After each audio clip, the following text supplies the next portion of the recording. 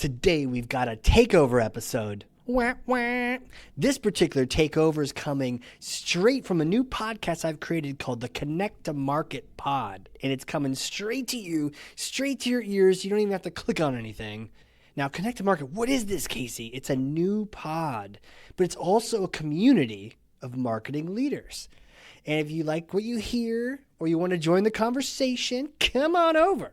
Head over to connecttomarket.com. Connecttomarket.com.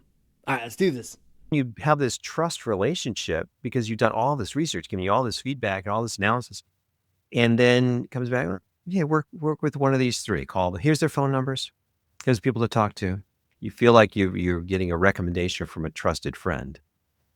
And if you're not on that list, you could be invisible. So companies need to be aware of what's happening and how quickly this is changing.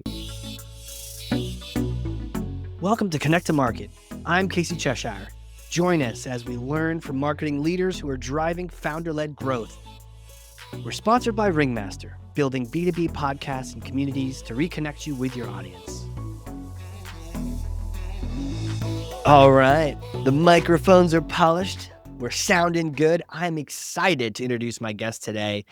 And I'm always excited, but I'm like kind of nervous on this one too, because I was going through his introduction, and after deleting like 3 or 4 lines to try to trim it up, it's still almost a full screen, and there's just so much to tell about this guy. He is the OG and the new G of all things marketing, and I'm excited to introduce him to everyone in the community.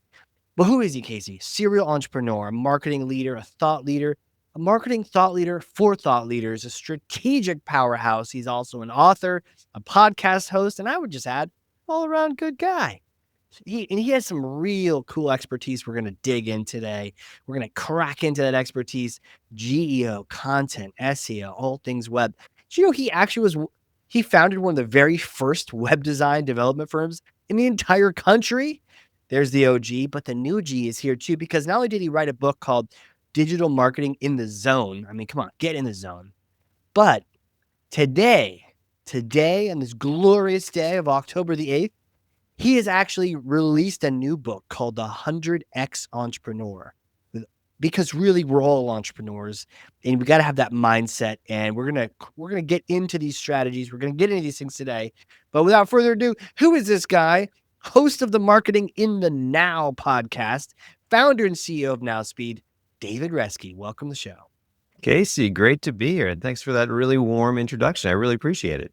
I take a breath after that. Man, you're a busy guy, and you've done things, and you're still doing things. It's not like, oh yeah, back in the day he was the high school football guy. He's like, and you're still that. You're going out there doing new things, pushing new boundaries. So, man, I'm excited to have you on here. Thanks. Yeah. So I always like to say innovation is one of my core values, and I like to keep inventing stuff. So it's a lot of fun. We're going to talk about some of that today, I hope. Oh, man, innovation is a core value. Let's go. I like that. Well, in order to do this very first question we always start the show with, I need to put on my giant blue foam finger.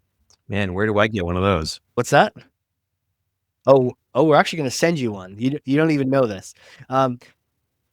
What is the one thing that marketers need to do in order to connect to their market? Wow, such a big question. And, you could tackle that question from a whole bunch of perspectives. I mean, there's strategy, there's research, there's insight, there's messaging, there's all kinds of marketing tactics. But I think today, the most urgent thing marketers need to be thinking about is how they're showing up in the LLMs, ChatGPT and Claude, and in these new AI tools. Because, the tactics that were working in the past around SEO and websites and content, it's changed. And marketers really need to be cognizant of what's happening with the LLMs. There's so many times, we actually just had this for our own firm, for Nowspeed. We had a sales call with a new prospect this week, and you always ask, right? So, how did you hear about us? And the person said, well, I asked ChatGPT for the top digital marketing agencies in this particular category, and they recommended you. And that's happening all across the board. And so, marketers need to be thinking about how to connect with their customers on the LLMs, making themselves visible. And that's a lot of that's around creating great content, answering questions, building their business authority.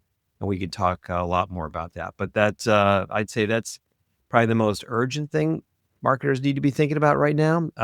Strategically, they need to be thinking about, the core needs of the customer, understand how to connect with that, the core demand, make sure that they've got the product that the customers want, all those core things, but making sure that they're showing up strategically in the LLMs is a key piece. Right, because you can't connect if you didn't even get an at bat, right?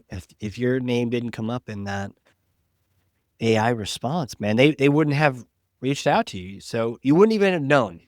Yeah, exactly. And you can think about this from your own personal experience. If you're traveling, you might say, go into ChatGPT and say, "Hey, can you recommend a great Italian restaurant in the Faneuil Hall area of Boston?" Right? You might say that, and it's going to give you 2 or 3 responses. But what if you're number 4 or 5 or 6? How do you get in there? So that's a key issue for many marketers, because if you're not in that recommended set, and in the past, right, with a regular Google search, you could kind of go beyond that. You could be looking at, a screen, and you could look at the top 10, you could look at the top 20, you can kind of go deeper.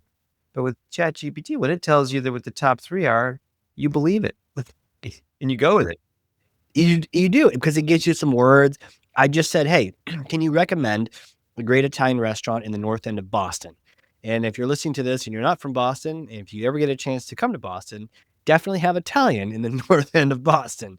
And it gave me Carmelina's, and it gave me the Daily Catch. I believe I know about Carmelina's, but I didn't know about the Daily Catch, and that's it. I didn't Wow. tell it how many. I just said, "Give these to me," and it did. And there's another 20 or 30 that are now invisible to you. There are. That's a really good point, they're invisible.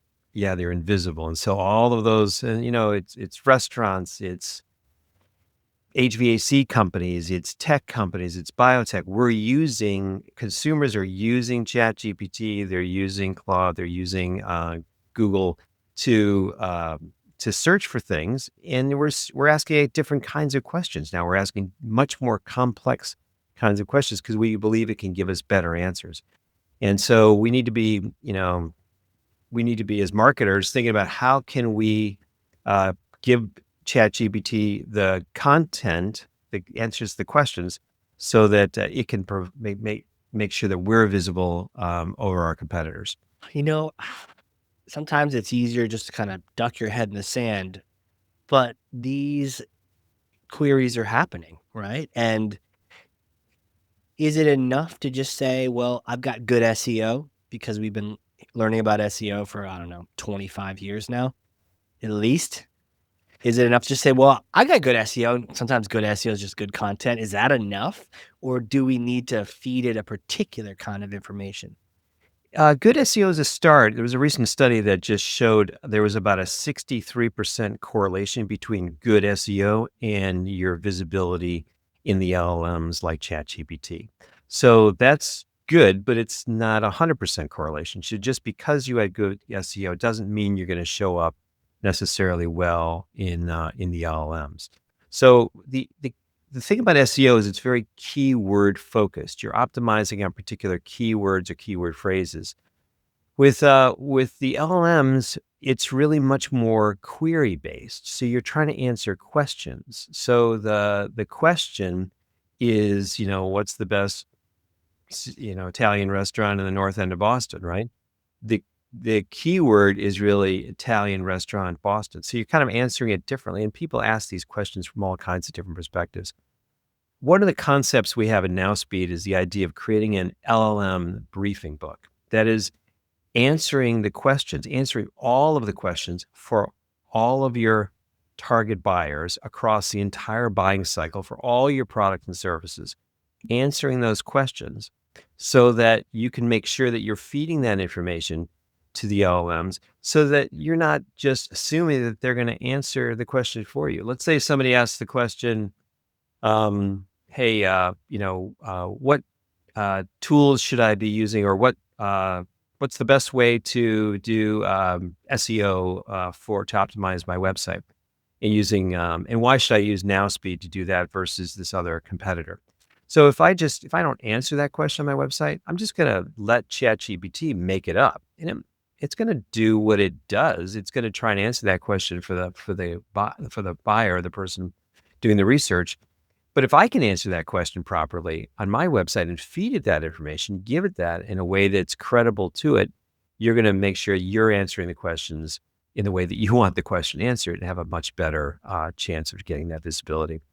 One of the things we do for new clients is we do an audit to show them which queries they're showing up for, and then which queries are linking back to their websites. Because one thing to show up, where does Nowspeed get mentioned in these queries? Do we get mentioned when people talk about SEO, when people talk about digital agencies, when people talk about um, PPC advertising, Google Ads, all the things we do, website design? Do we even get mentioned? And when we get mentioned, is there a link back to our website or to our blog or to the podcast or any of that? So, we do these audits for companies, and it's often eye-opening, where they thought they had really good, hey, I'm visible on 10,000 SEO queries or SEO keywords.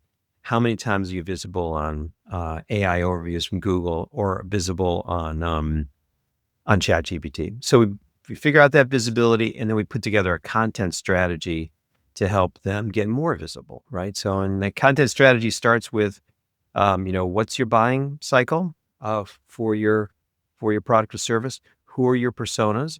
And then start to figure out what are all the questions those people are asking in every phase of the buying cycle, for every type of buyer, for every one of your products and services. And it turns out that there's dozens and dozens of questions that people are asking. So you got to create content to do that, and that's often a heavy lift for companies, and that's where we come in and we help them get all that done.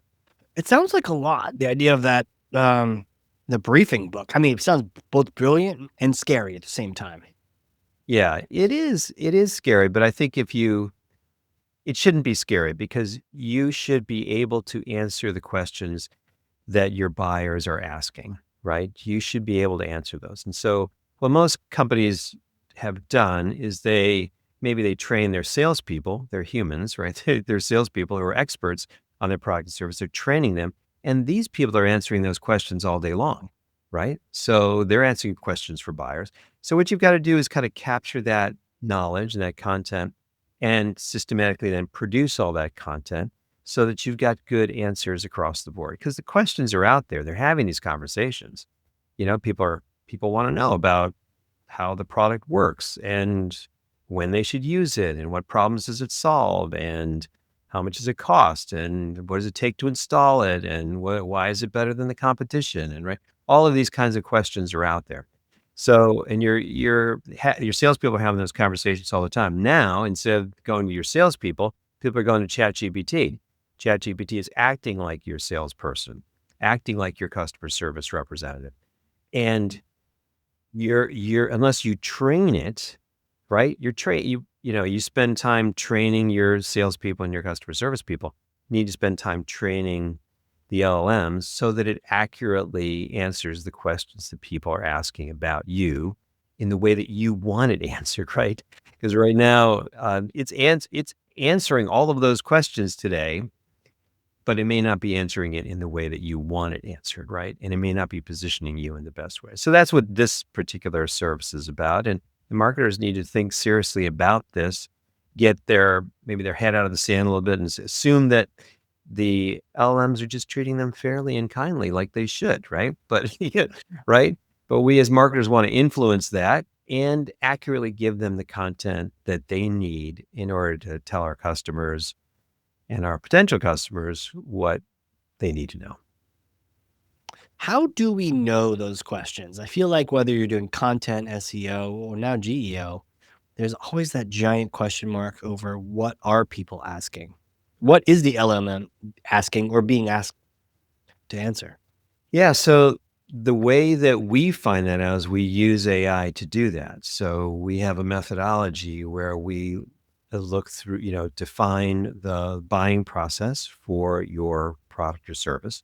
And then we look at all the personas. Who are the buyers? Who's the, what is the economic buyer? In a B2B sense, you got the economic buyer, the user buyer, and the financial buyer classically. So they're all kind of asking different questions. The CFO is asking a different kind of question, in the early stage of the buying process than the user buyer for that. So you got buyer types, you got a buyer's journey, you got different products and services, and then you got issues, right? So you've got, if you're a cybersecurity company, there's, issues about risk and issues about technology and an issue about technology adoption. So there's industry issues, industry topics. So you got to basically blend all that together and then turn that into what we call a content map, which is, what are all the questions across the buying cycle for every persona, for every product and service. And then once you've got the content map, then you've got to start to put together content briefs, start writing the content. So that's the next phase. But once you have all that content, you've got really a way to educate the LLMs. But you're also educating, once you put all that content out there, humans can use that, your salespeople can use that.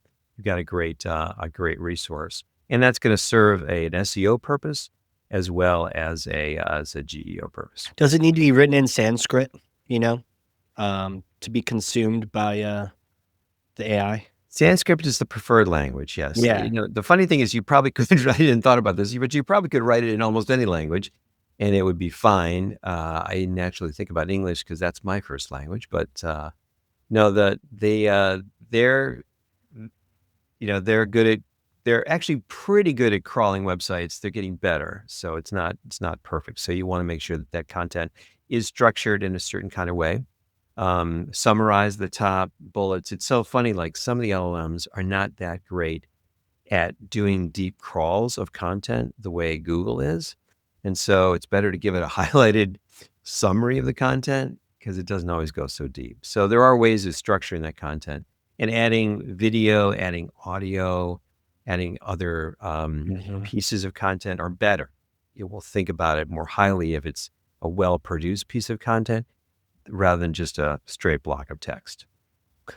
So for the person listening to this, marketing leader, they're like, okay, and if hopefully they're like me where I'm like, okay, I cannot bury my head in the sand like I did with New Kids on the Block. I must embrace the change, understand what's going on. We don't want to be like our parents who were like, what's this internet thing, right? So we got to embrace this. Where do they start?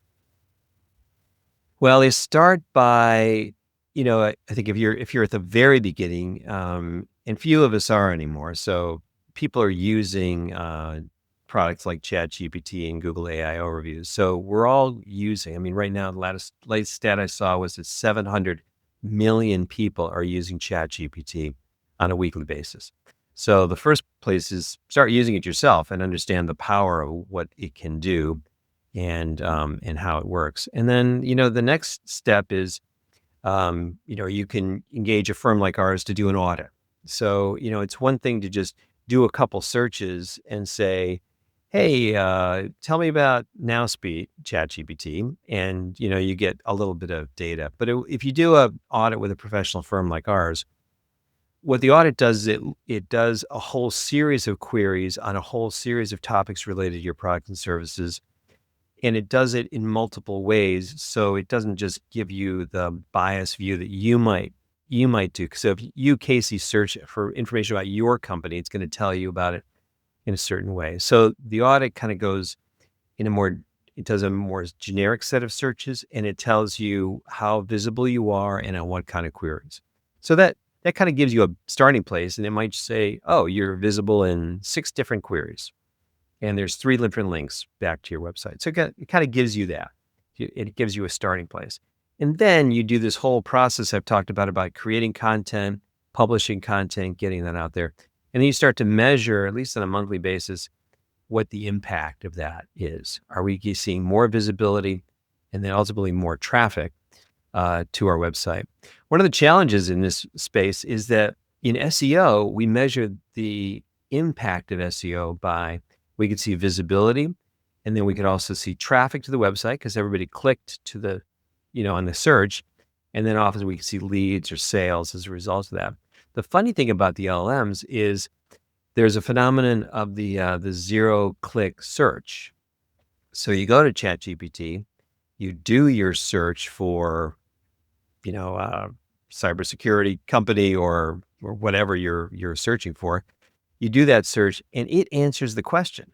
There's no need to go any further because it's already answering the question. So it might tell you about, the product or service. My son, interestingly enough, just bought a car.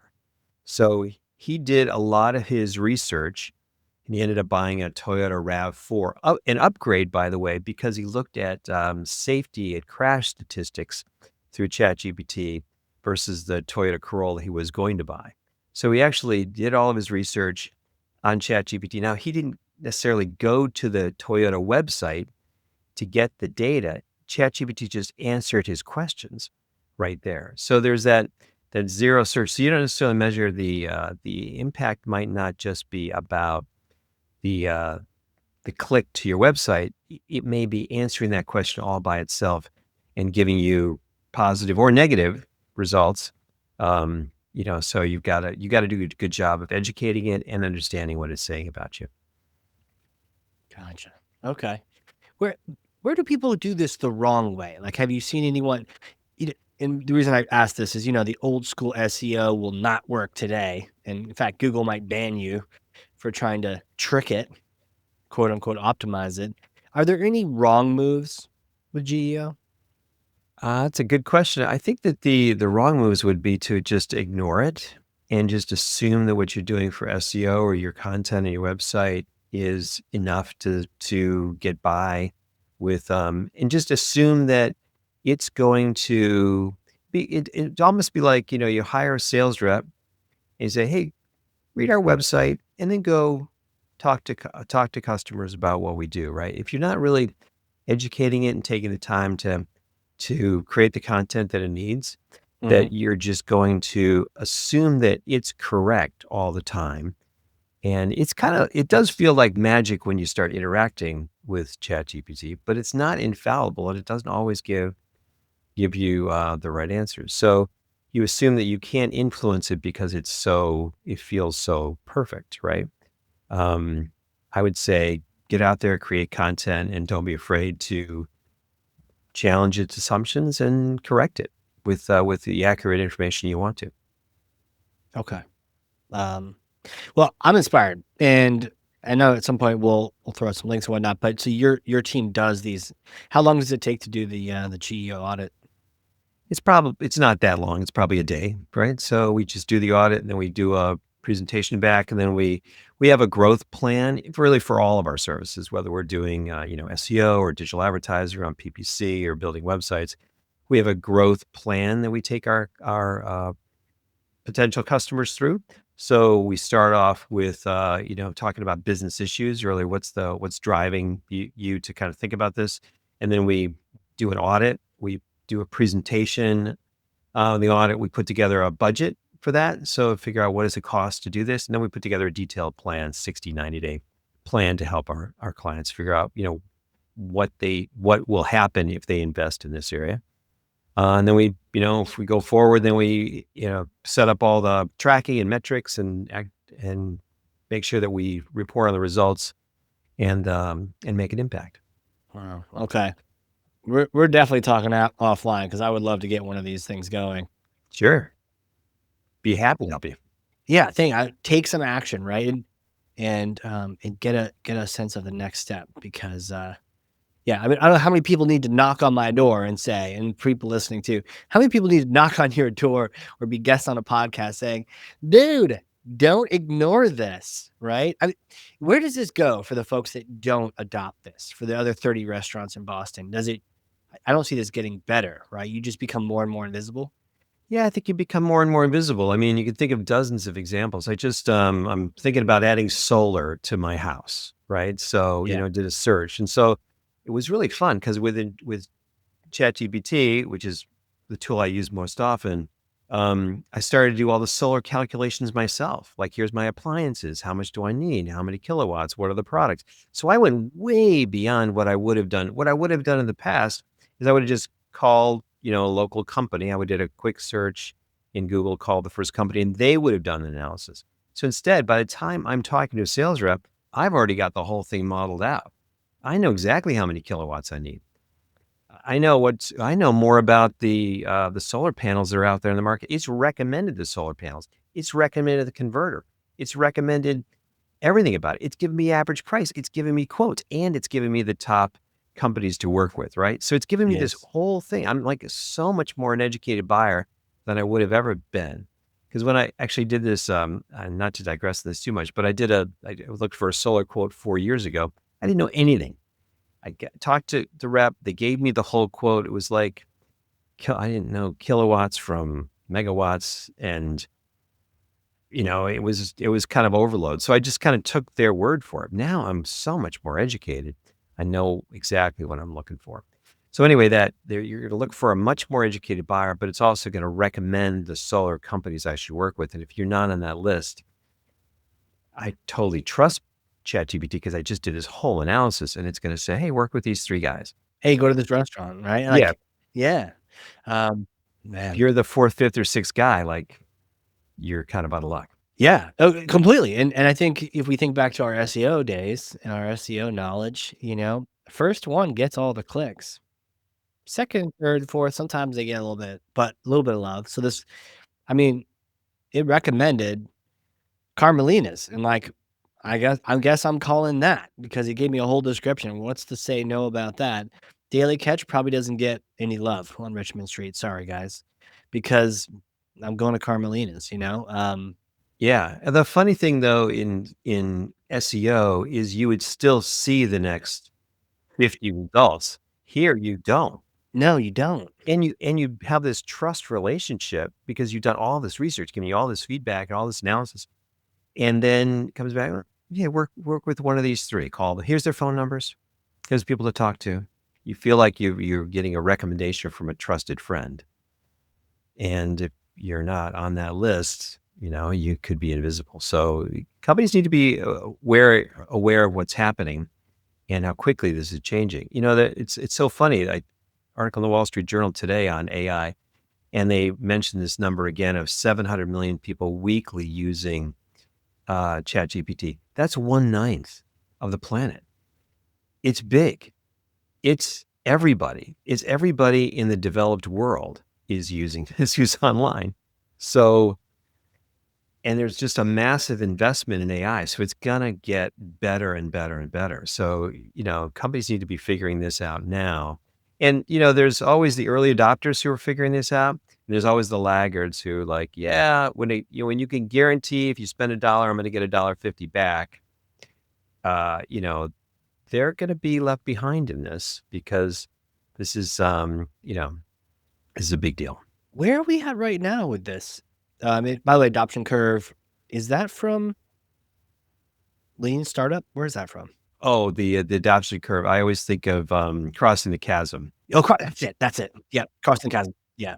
the classic the adoption curve, right? So there's the early adopters, the visionaries, the early majority, the late majority, and the laggers, right? So today we're working with the early adopters who believe in the vision. They're investing because they believe in this. But soon, we're in the process of creating our first case. We've got our first, dozen clients that are doing this with us now. We're starting to produce case studies on the results, and that's exciting too. So that lets then the early majority who says that, like, I got to have some data here to show my boss before I invest, because I gotta, I'm not a visionary. I've got to show some data. So we're starting to produce some case studies and seeing those early results. So we'll have that very soon. That's great, man. This is good. I think on that curve, if it's an iPhone update, put me in the laggard column because it's probably going to screw my phone up. But if it's technology, I'm kind of early majority, but I love to be in the early adopter phase here too. But I guess, what do you call 9% of the planet? That's already happening. Oh yeah, this is probably ChatGPT is probably the fastest technology adoption maybe we've ever seen, faster than the internet, faster than the iPhone, right? So people as soon as you start using it, you kind of blew our minds, right? I just upgraded to Amazon's new version of that, the Amazon Alexa, and it's just amazing. Now you're having conversations with their AI tool with Alexa in a much more natural way. So this is just going to continue to evolve and get better. I mean, I've been doing this a long time, as you know, Casey. So from the beginning of the internet. So back in the early '90s, I remember doing a presentation once. It was like a educational presentation in 1994, and a guy said, I don't think email is really going to last. I mean, if I want to talk to somebody, I'm just going to walk over to their office and talk to them. Why would I send them an email? That's ridiculous. And so I always go back to that example and say, like, yeah, we all adopted email. And then people say, well, why do I need a website? I've got a storefront. People can just see what I'm doing. Or they can call a sales rep. They can get all of that from just talking to my salespeople. They don't want to go to a website. Yeah, I'll have a one page. Yeah. Website. Who's the lame-o with a website? All right. They're thinking the Yellow Pages ad, right? So there was that. And then people said, well, why would I want to invest in SEO, right? Google is going to naturally just search and present the content. Oh, until you find out your competitors are kind of gaming the system and trying to get visible on more keywords. And that created enormous economic advantage for them. So in every one of these technology adoptions, that we've seen the early adopters get outsized results, outsized business wins, and we're seeing the same thing today. So, Yeah. got to figure this out, create the content. Yes, it costs money to create the content, but in the end, it's going to be educating the LLMs. You'll be educating consumers. It's going to, make a big difference for your business. Man. Well, this really just leads into my next question because I am blown away here, and I got to know, who are you? Who are you? Can you take me back in time, little David? Did you know you're going to be teaching the world in that early innovator adopter, phase of development, and just sharing these things with us, and podcasts and books, and your book out now, and all these different things? Did you know you were going to be that when you were young? What was it like? No, I had a great childhood in Cleveland, Ohio.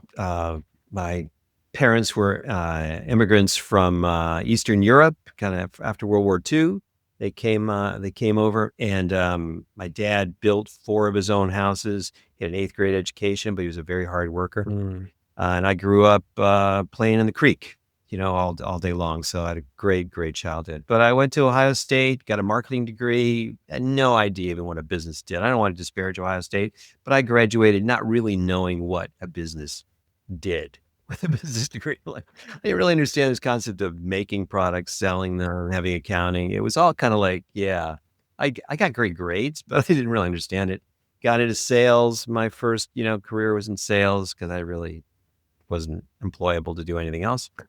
And then transitioned into internet marketing, really, by starting my first company called Onward Technologies. Grew that company up and sold it in the late '90s, and then started this company, Nowspeed, in 2003. And we operate as a boutique marketing agency. So that's a little bit of my professional background. I'm happy to talk about all my hobbies and interests later, but that's a little bit about me. Yeah. So, oh wow. So okay, and now Speed, like, what are the areas that you specialize in? Yeah, Nowspeed's as a boutique digital agency, we focus on what we think of as the most impactful things in digital marketing. So we do a lot of digital advertising management.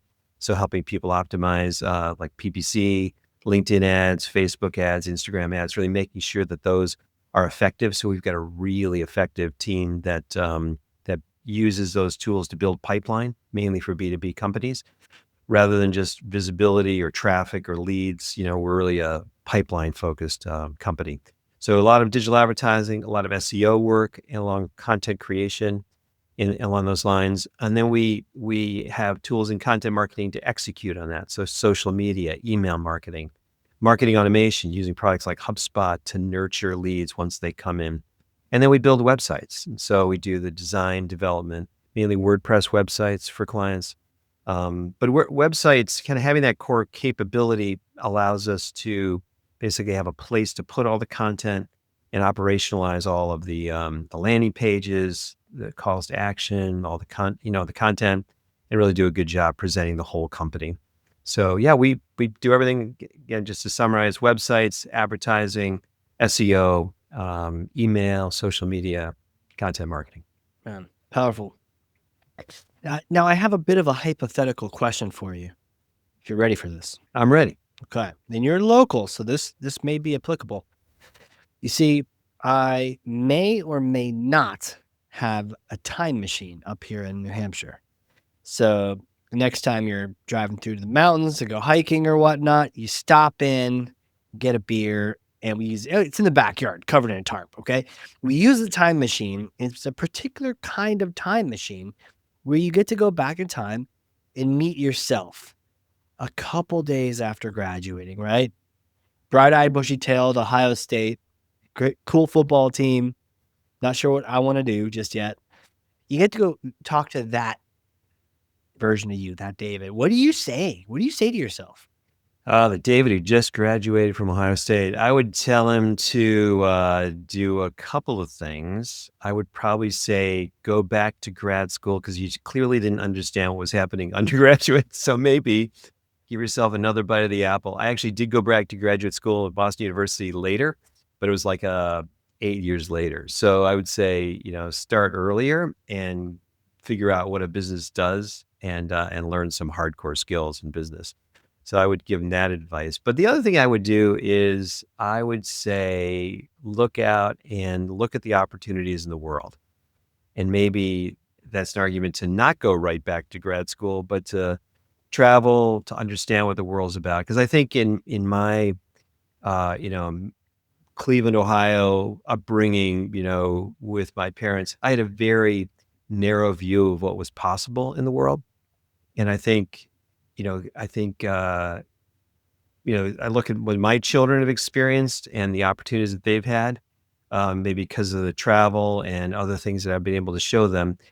I wish I'd had that opportunity to kind of see what was possible in other industries, like in financial services or in other countries or in, manufacturing. So what are big companies doing? What are small companies doing? What's happening in innovation? What's happening in tech back then? I was fortunate that I got into what I thought of as computers when I graduated from college. So Yeah. kind of getting into computers was a good thing. But I had no idea how big that was going to be. Right. And so how that was going to change the world in all those different ways. So I think, taking some time, think deeper, look broader, and understand what's happening in the world before you commit to a single path, right? But you do have to commit. You have to kind of learn to do something. And I had a lot of luck, a lot of fortunate things happen to me, which was amazing. But I wish I'd looked a little broader about the opportunities. Yeah. Wow.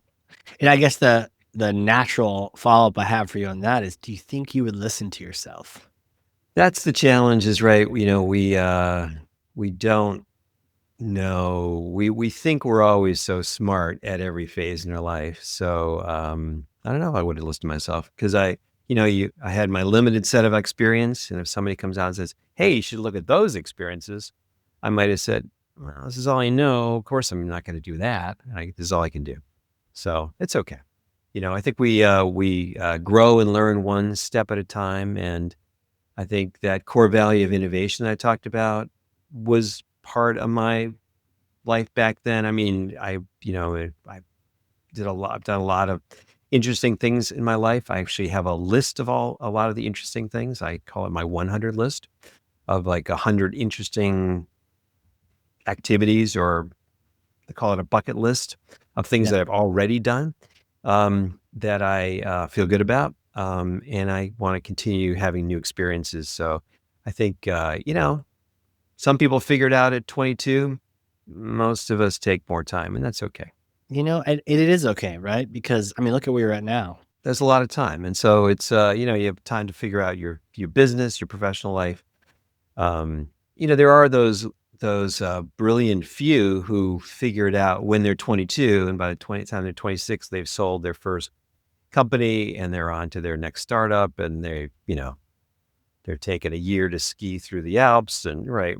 We all see those on social media, but the rest Yeah. of us are taking one step at a time and doing what we can do. Yeah. Man, powerful. How can people reach out and connect with you? I'm very easy to find, David Reske, easy to find on LinkedIn. So that's the best way. You can find me on my website at nowspeed.com. If you want to learn more about the new book that's coming out, you can go to the 100X Entrepreneur. And I'm super excited about that topic. So there's going to be, you can download a sample chapter and a free assessment that helps you think about, whether you're a candidate for growing your company by 100X, what are your scaling issues? So, yeah, lots of easy ways to connect with me. Awesome, man.